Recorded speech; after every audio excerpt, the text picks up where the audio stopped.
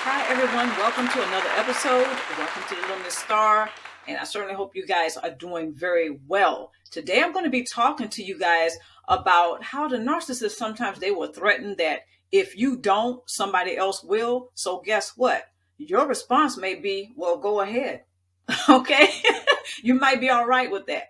Now, narcissists are notorious for making threats. And sometimes they don't make idle threats. Sometimes they make good on those threats. But as I often say on the Luminousz Ztarr channel, practice safety. You don't want to be in a situation where you're being confrontational and you don't know if the narcissist is going to respond, or how they may respond. So practice safety.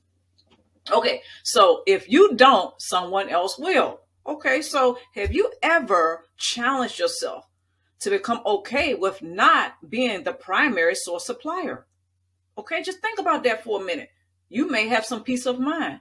You may end up having some sort of, balance, feeling balanced and feeling some harmony in your life for a change. Because when the narcissist is around, let's just face it, they love drama, don't they? So very often they bring the drama. Sometimes they bring the karma. They seem to be sometimes unlucky. And before you know it, you're experiencing the same thing. So next time the narcissist threatens that if you don't, somebody else will, just think about that and say, I'm cool with that. You might be all right with it. But I challenge you to challenge yourself and asking yourself that question. What would it be like for a change not to be the primary source supplier to your narcissist, okay, or for your narcissist? Okay, so this can become an excellent opportunity to become hoover resistant. Okay, what do I mean by that? Well, when they venture off and they seek new supply, that is an opportune time, or that is a very good time to seek that opportunity to become hoover resistant. Meaning, should they try to come back to you, they can't. Okay, so that to some of you that may seem a little harsh, but when you think about all of you've gone through, it's not that harsh. Because the narcissist doesn't stop to think about what you have gone through, how you have experienced their energy, how have you experienced the relationship with him or her. They don't stop to ponder that. They don't stop to think about that. So you may want to start asking yourself these questions in order to maintain your sanity as well as your overall well-being. So, more than likely, it will be challenging at first to see the benefit of your narcissist venturing out and choosing other sources of supply. Okay, that takes a little time. It's a process. It's natural to feel some sort of to feel afraid that you may end up alone. No, okay, that's natural, especially if this is a romantic situation. All right, but when they venture out and they seek sources of supply or other sources of supply, this does not necessarily mean this is a romantic situation. This can be a family situation. This can be a business partner. This can be a friend or someone that you thought was your best friend. But, they're acting funky like this, right? Their attitude is a little funky. And, we don't like to be around that. The energy body tends to not like that very much.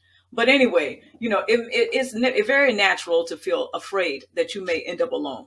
But anyway, you're displaying your personal growth by accepting the reality that this situation is not in your favor. Okay, because really when you think about it, it's not in your favor. When the narcissist is pulling shenanigans, that's not in your favor. When you start to feel the weight of the relationship, that's not in your favor. Okay, so next time they start threatening, okay, if you don't, somebody else will, that might be all right with you. Yeah, maybe it should be somebody else. Not that you wish anything bad on anyone else, but think about it. What's that saying? Better them than you? Sometimes that may be true. Okay, sometimes that's the way it has to go down. But anyway, it's difficult to see how your narcissist's foolish behavior could turn out in your best interest. It could turn out in your favor, right? So think about that for a second. The next time the narcissist starts to threaten, like I said, you just might want to just step back a little bit and look at the big picture.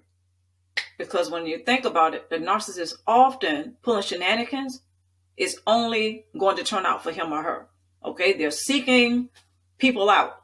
Okay, Narcissists are often looking and they're scouting for people to get the narcissistic supply, to get the source supply. It's not very often that they're going to just have one person that's going to be the primary source supplier, that's going to be the source supplier. Okay, that's just something to think about. Okay, that's just something to think about. All right. So, sure, it's natural to feel that fear or to feel afraid that you may end up without anyone or much of anything or a lot of options. Okay. But remember, come on, you always have options. You always have choices. All right. The narcissist, why should the narcissist have all the fun? Now, I'm not suggesting that you play fire with fire. What I'm getting at here is that when the narcissist starts to threaten that somebody else will, if you don't, that may be the best thing for you, not for them, not for anyone else, but the best thing for you may be that they are being preoccupied with getting source supply from someone else, because your health, your mentality, your sanity may be compromised. Okay. You want to maintain that. You want to make sure that you are okay, because otherwise you may not be. The narcissist is taking little pieces of you.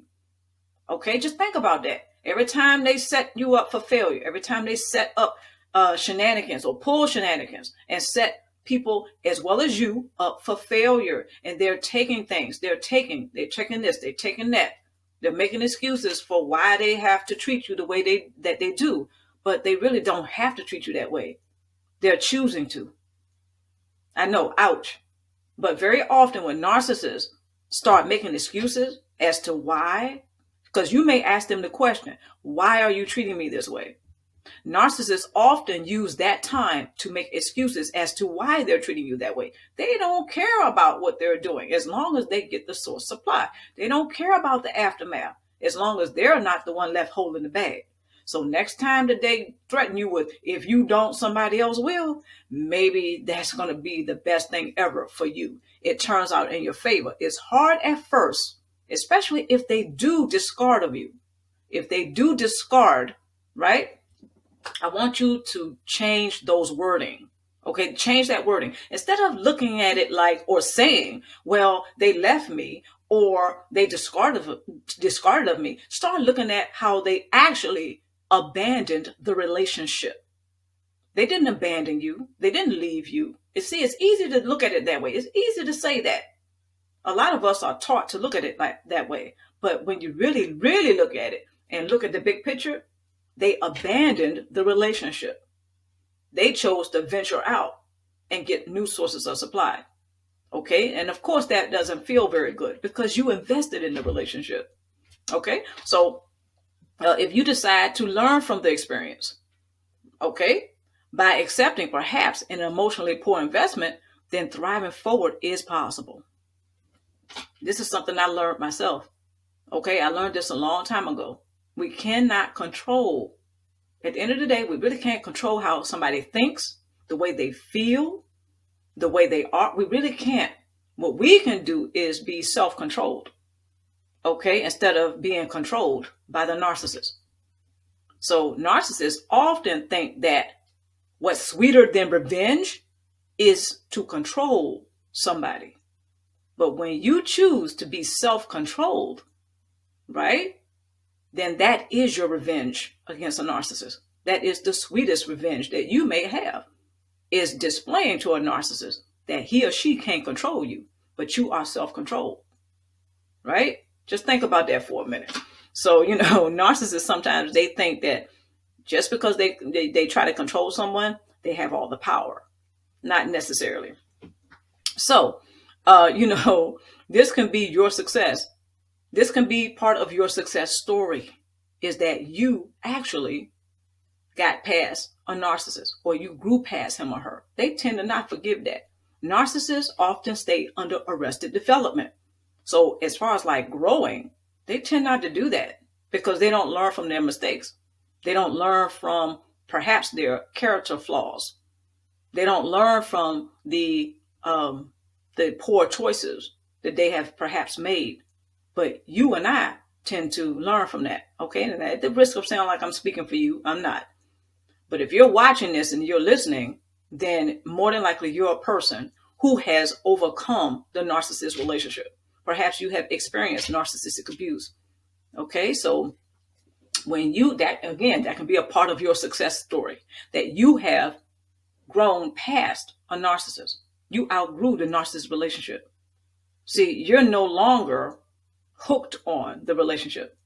But what's ironic is that the narcissist often is hooked on the relationship. They're overly dependent on others for what? The source supply. But who says that you have to be the primary source supplier? Where's that written? You don't have to, right? So let's face it. Narcissists, most of them anyway, they tend to have new sources of supply long before they discard. Okay, because a lot of us, we know about the narcissistic abuse cycle. First, they idealize, then they devalue, and then they move on to the discard. Okay, but before that last stage, a lot of us know that narcissists tend to have source suppliers already in place or in play. Okay, let's just face that. And we can't control that. But what we can control is how we choose to respond to that. Sure, it's very easy to become reactionary. How dare they do this or that? We may ask, like, okay, they pulled this shenanigan, they pulled that shenanigan, and it hurts. You're pissed off. But the bottom line is this. You made the choice, perhaps, to look at the big picture, and you chose to learn from that experience rather than walk around telling yourself that you're a victim and that all of that happened to you. That's why I say I challenge you to start looking at this thing a little bit differently. See, they didn't leave you. They abandoned the relationship. Very different when you look at it. It even feels different, doesn't it? See, you don't feel like a victim. You don't feel helpless anymore. You don't feel like that you're at the mercy of a narcissist. When you start looking at how, okay, they abandoned the relationship. They didn't leave you, right? It feels that way. But they really didn't. They abandoned the relationship. So they dropped the bag, or they dropped the ball. Okay? They did not fulfill their end of the bargain. Because when people come into relationships, they mutually agreed to have those relationships. Perhaps your narcissist, they broke the bond. Okay? They acted irresponsibly. They abandoned the relationship. Okay? So I challenge you to start looking at it that way. Because this is not you lying to yourself.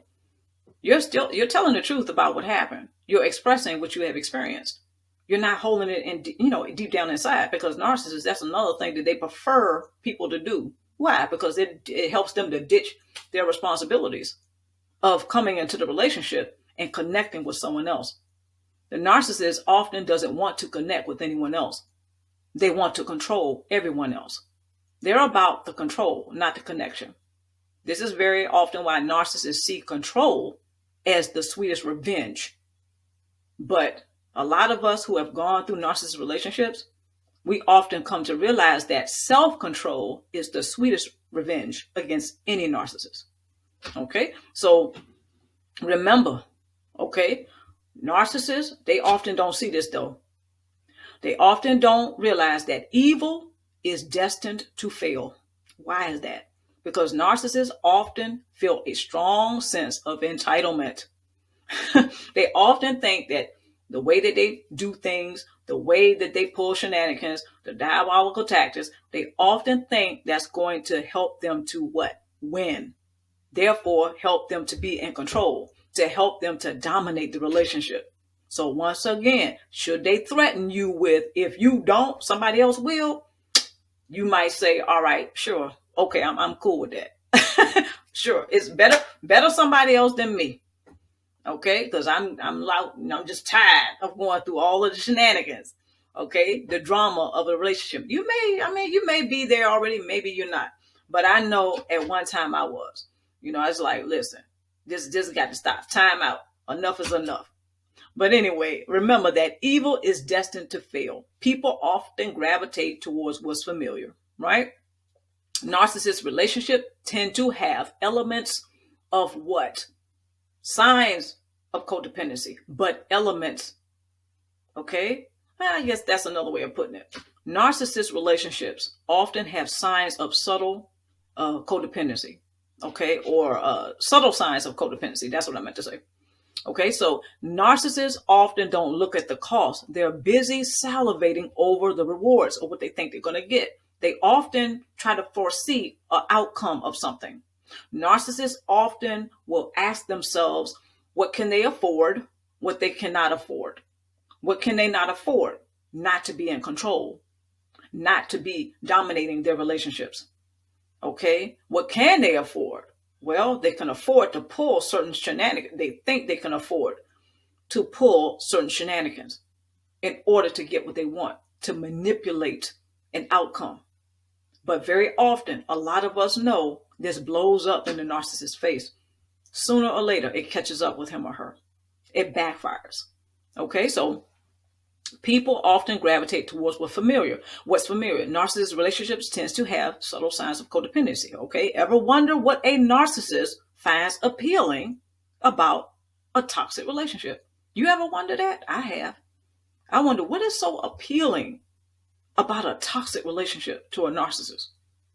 Okay, well, I think this probably to you guys are going to be an interesting way of looking at it, but I've often again wondered that. What is so freaking appealing to a narcissist when it comes down to toxic and volatile and dysfunctional relationships? Well, I can tell you one thing for certain, that it is very, very familiar to him or her. That is why it's so appealing.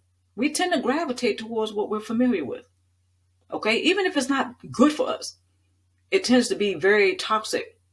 The same goes for a narcissist. They're not that special, people. They're not. So when it comes down to what's very appealing to a narcissist, when it comes down to the narcissist, the narcissist relationship, very often it is because it is familiar to him or her. It's very familiar. Okay. So don't be surprised that they keep going back to the same type of relationships over and over. And they often get what they want. Sad but true.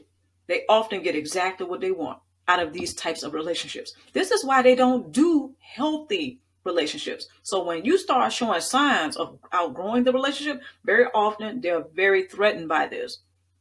Their false self-images, from that of a victim to a saint to a martyr.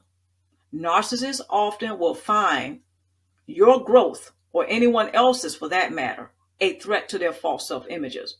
And that cannot fly in any healthy relationship. So in a toxic relationship, anything goes. There's a lack of personal boundaries. Personal boundaries are not respected, yet alone practiced. So narcissists often will look for toxic relationships. Sometimes it's unconscious that they would do this, but that's one of the things that they find very appealing about the relationship. You know, they can get away with almost anything. So I think one of the reasons why they find narcissist relationships so appealing, dysfunctional relationships so appealing, because it's familiar to them. Okay, they've been there, done that, but it's so familiar. It's like they see it, but then they don't see it. It's just like it's just that familiar to them. That's something. It's like they breathe it, they eat it, they sleep with it all the time. So if it's not there, they feel threatened. They feel it's like the equivalent of death. You know, it's like they feel like they're gonna die or something, perhaps. But anyway, I think you guys get the picture. Narcissists, just like everybody else, they tend to gravitate towards what's familiar to them. So there's nothing wrong with choosing to make a critical analysis, right? There's nothing wrong with that. Critically think about it. Narcissists often don't want you to do. They don't want you to do that. They don't want you to think. They want you to just sit down, shut up, and take it, right? They want you to just suffer in silence, right? They want you to keep their dark, dirty secrets. And there's some other things that they may want. But unfortunately, narcissists, when it comes to dysfunctional relationships, they often get what they want. Not all the time, but, often enough, whereas they may feel that their strong sense of entitlement is the right thing, right? They normalize that kind of crap. Whereas everybody else perhaps may look at that and they may feel some kind of way about it. So the next time the narcissist threatens that somebody else will, if you don't, okay, perhaps your response could be, well, okay. And, and that may make their head spin. Okay, they may do a double take and like, who are you, right? Because they're so accustomed to you, what? Being there as the primary source supplier, making sure that they get exactly what they want. Okay, after they have pulled shenanigans, perhaps you're co-signing their shenanigans. And I'm not judging you. I'm just saying, perhaps you have been there so long, and they're so accustomed to your doing A, B, and C for them. Perhaps cooking, perhaps making sure that they have certain things, a number of things, right? So the narcissist, they're accustomed to your being there. They're accustomed to your making sure that they get exactly what they want out of the relationship, and that is source supply. So whenever they seek other source suppliers out, first of all, please know that narcissists often will have a network of source supply. They will have a network, for instance, of third-party situations. Narcissists cannot just do one. Okay, it is rare to meet a narcissist who has one third-party situation. They often have a network. Okay, so it is okay. It really is. It's okay to choose to make a critical analysis about the narcissist's behavior. You're not judging him or her. You're judging their behavior. You have every right to judge their character. It's right there out front. The narcissist is doing a lot of things in order to what? Make sure that they maintain control in the relationship, making sure that they get the source supply. So you're the one that's on the receiving end of that. You're experiencing that. You're part of the equation. You're in the relationship. So you do have the right to critically think. You do have the right to choose to make a critical analysis about their behavior. You're not judging them. You're judging the behavior. You have every right to judge their character, especially when it leaves you holding the bag, especially when it leaves you hurt, angry, without answers, and you're wondering what, you're left confused. You have every right to make a critical analysis of a narcissist's behavior. Okay, so remember, evil is destined to fail. All right, so another thing to be cognizant of is, regardless of your narcissist's preference for toxic relationships, this is absolutely having nothing to do with you. So narcissists, they have a preference for toxicity. What does that have to do with you? Nothing. Now, the narcissist may gaslight you into believing it's your fault, that they behave a certain way, and that they pull shenanigans. They may say something like, you made them do it. No, you didn't. Narcissists often will make decisions, right? And then they'll point fingers at other people when it doesn't turn out in their favor. Right? Narcissists sometimes prove to be their own worst enemy, but then they'll point fingers at everybody else and try to falsely accuse them of being their enemy, when perhaps they're not. But narcissists have a real talent, if not a gift, for making people their enemy. Yeah, it's interesting. But you do have the right to make a critical analysis of their behavior and their character. All right, tool number 1. Okay, remember that narcissistic personality tends to hold grudges, while sometimes or oftentimes, ironically, creating a false narrative that if given the chance, you would treat them the same way that they have chosen to treat you. Isn't that something? So they'll pull shenanigans. Narcissists will often do things to hurt you, but they'll sit back, right? And they will tell themselves that if given the chance, you would do the same thing to them, when that is more than likely not true. See, narcissists often are asleep at the wheel. They don't learn about who you are. They're not really paying attention, right? They may pay attention to certain things, but often that is so they can use it against you later. Narcissists often will create this false narrative out of fear that if given the chance, other people will do them the same way that they chose to do other people. I want you to really pay attention to that word chose. Narcissists make the choice whether they're going to treat somebody well or they're not going to treat them well. They're not stuck between a rock and a hard place. That's a myth. The narcissist will often gaslight you into believing that they had to treat you the way that they did. They didn't have to. They made the choice to. Okay, and very often it's out of fear. And remember, they will often give themselves that false narrative as an excuse as to why they will not take full responsibility for how they treat you. Should you confront them? Should that come up later and they have a great opportunity to what? Make peace with you, or to at least come into atonement with you. If it's not going to be a reconciliation, at least there's an atonement. In other words, they take full responsibility for how they show up in the relationship, for what they did in the relationship. This is not about you holding something against them. No, this is about you simply having a critical analysis. Okay, you're critically thinking about, okay, you feel too, but you're not being stupid about it. You're thinking about it like, wait a minute. No, you did treat me that way. You did do A, B, and C. You're just telling the truth. But narcissists often don't like this. They're very uncomfortable with that. They don't want to confront. Well, it's not really about confronting. They don't want to face. That's a better word.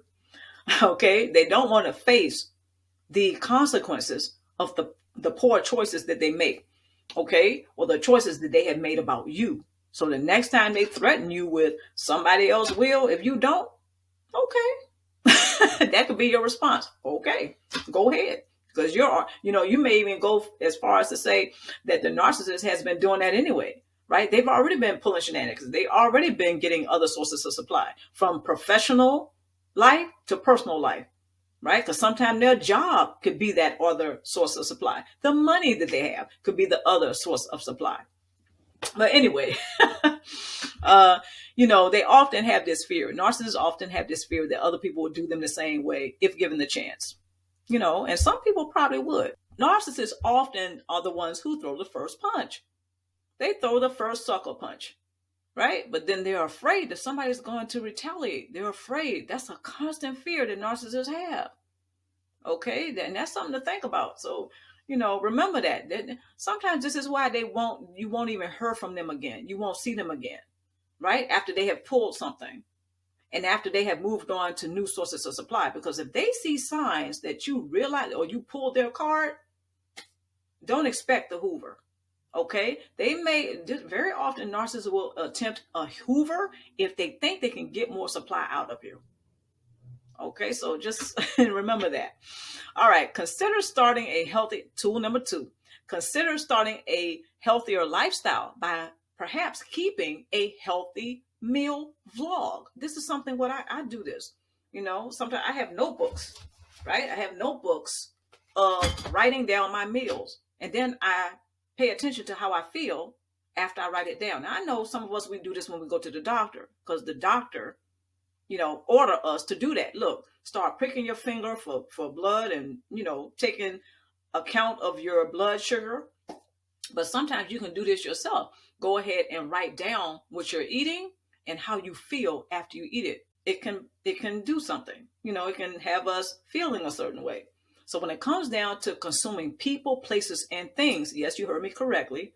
When we start to consume people, places, and things, it can alter our mood. It can alter how we do things. It can alter how we feel, right? So this same thing goes with the narcissist relationship. Just think about it. You're constantly consuming the narcissist relationship.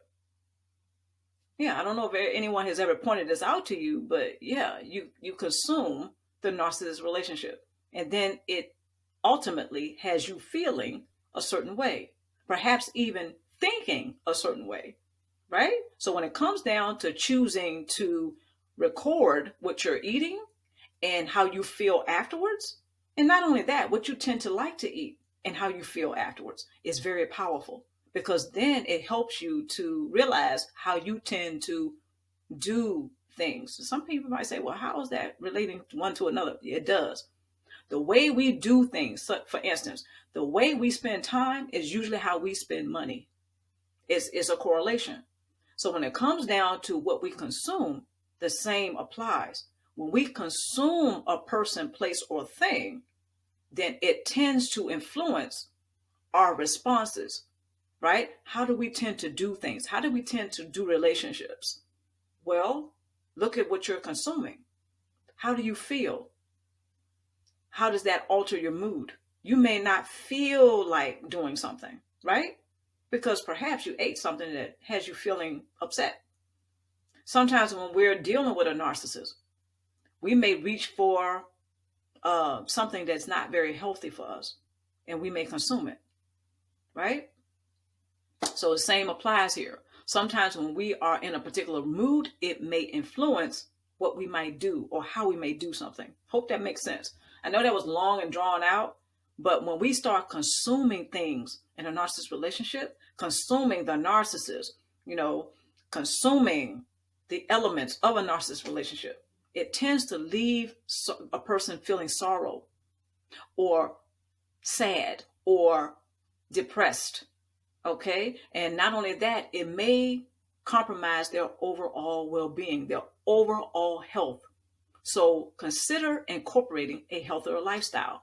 And you can do, one of the ways you can do that is to start recording, what you're eating. You can start a healthy meal vlog. I challenge you to start that today, because what we do consume does influence how we think, feel, behave. A lot of people are finding this out, by the way. So consider incorporating a healthier lifestyle. Tool number 3, seek opportunities to become hoover resistant. Once you realize that you're in a narcissist relationship, okay, there's nothing wrong with you starting to consider how to not end up in that situation again. Who wants to reinvest in a narcissist relationship? Nobody I know.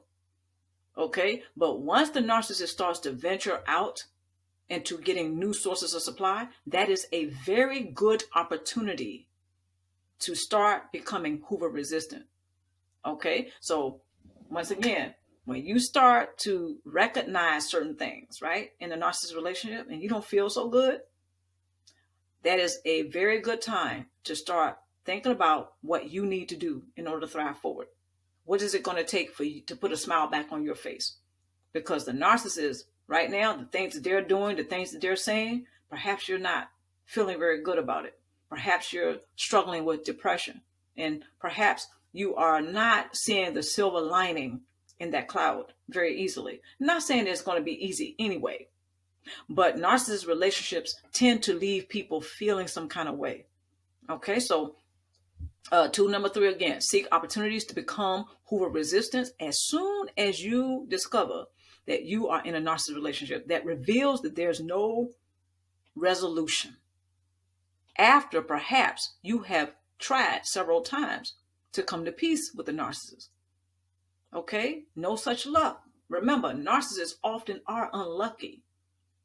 Okay, it may not seem like it, but very often they come with that element. They come with that sense of being unlucky. Not all of them, but some of them do.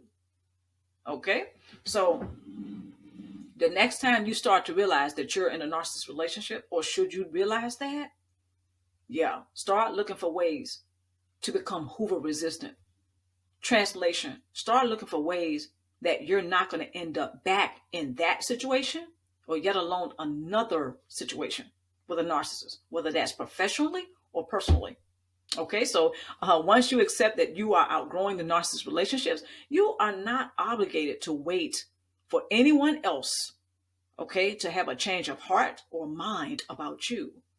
Okay, so especially if you have given them fair warning that you are outgrowing the relationship. They can't come back later and try to gaslight you or hoover you back into a situation. Nobody wants to reinvest in a narcissist relationship once they have identified that they're in one, because it feels so bad. The roller coaster ride, the emotional roller coaster ride, the emotional stress, the spiritual stress, okay, the psychological weight of it all. Who wants that, right? So once you realize that you are in the relationship, seek ways to become hoover resistant verified. There are several ways that you can verify that you are hoover resistant. Number 1, you have accepted that you are outgrowing the relationship. Number 2, you're no longer interested in the narcissist helping you to gain closure. You can do that for yourself. And number 3, you're not interested in reinvesting in a narcissist relationship. It doesn't appeal to you anymore. So the next time the narcissist threatens you with, if you don't, somebody else will, just smile and say, it's cool. That's all right. I got this. You go on and do that. I'm not, no, that last part, you might not want to do that. You might not want to push them to do that. Okay. But the bottom line is this: if they should threaten you with that, you're going to be more at ease about it. You're not going to feel overwhelmed. Perhaps you won't even feel triggered out of fear to try and do something or manipulate the situation. Okay. So I certainly hope these tools are like food for your soul, and it's, it's very soothing to you, because a lot of people are stressed about the narcissist relationship. When you think about everything that goes on, who wouldn't be? But the bottom line is this: when the narcissist starts to threaten that they're going to leave the relationship, just remember, they are choosing to abandon the relationship. That has nothing to do with you. Try not to internalize that. Try not to take that on. You're carrying the relationship, perhaps. Isn't it about time that you stop carrying the relationship? The narcissist relationship is not designed to bring peace of mind, yet alone to make anybody feel accepted or loved. All right, so I want you guys to remember that, okay? All right, so this is all that I have for you guys today. I want you to go ahead and check that description box below for all of the details to the episode today. And until next time, take care of yourself. Mwah.